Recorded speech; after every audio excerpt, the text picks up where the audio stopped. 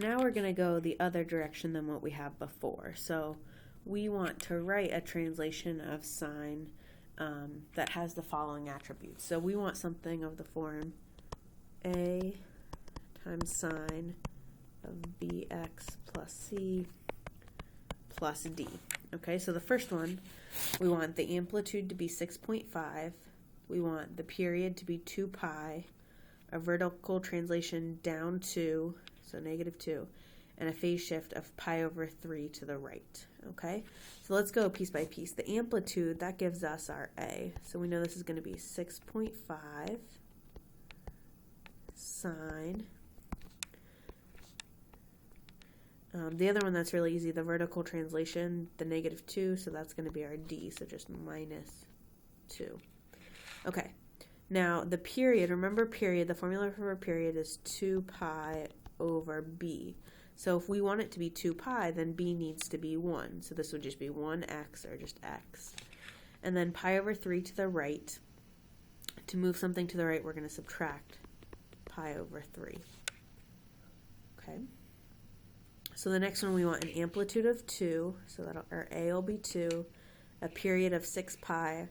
Our vertical translation to be 3, so that'll be our D. And phase shift pi to the left. Okay, so we can start off, know that we're going to have 2 times sine, and then we're going to have plus 3. Now we want a period to be 6 pi, and the period, the formula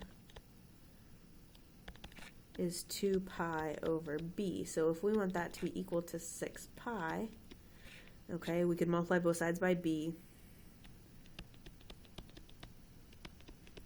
and then we would divide both sides by 6 pi. And if we reduce, we'd get 1/3 equals B. So we'll have 1/3 x. And then we want pi to the left, which means it's going to be negative. Now phase shift, the formula for phase shift is -c over B. And we want this to be negative pi. Now we know that B is 1/3. So we're going to have -c over 1/3 equals negative pi. Now we're going to multiply both sides by 1/3, so we'd have -c equals negative pi over 3. Sorry, this has gotten really small. And then to get rid of the negative, we'd multiply both sides by -1. So we would have c equals pi over 3.